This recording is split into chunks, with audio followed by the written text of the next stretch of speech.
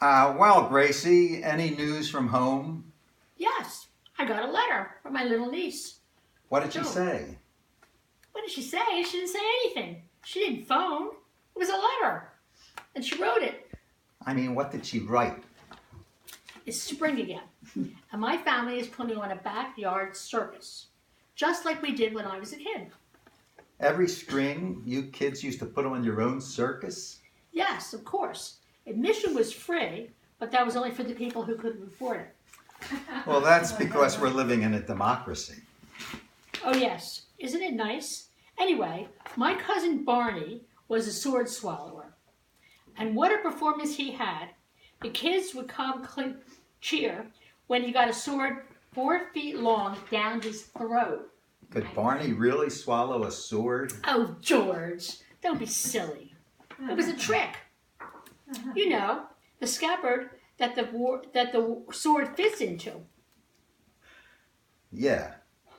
Well, before the show, he would stick that down his throat. I see. And then he slipped the sword into it. Everybody And thought he was swallowing. swallowing it. Yeah. It's a shame to fool the public like that. But the admission was free. Oh, I forgot. And Uncle Otis was a strong man.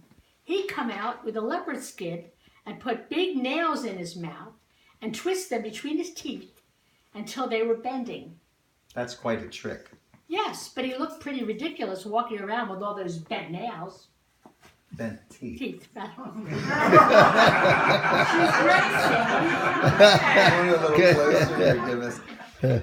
Well, they'd come in handy if you happened to get a crooked ear of corn. Oh, you. Live and learn. And Aunt Gertrude was the snake charmer. Aunt Gertrude? The one who's so nearsighted? Yes. She had a little snake, and she was supposed to put it in a basket and then blow on a flute until the snake put his head up. And what do you suppose happened one Saturday afternoon? She put the flute in the basket and blew on the snake. Wasn't that awful? That must have upset her. Oh, George, it wasn't a real snake. It was just a few worms that you put together. Well, that's better. Who else was in the sideshow? One of the big hits was Uncle Harvey and Aunt Clara.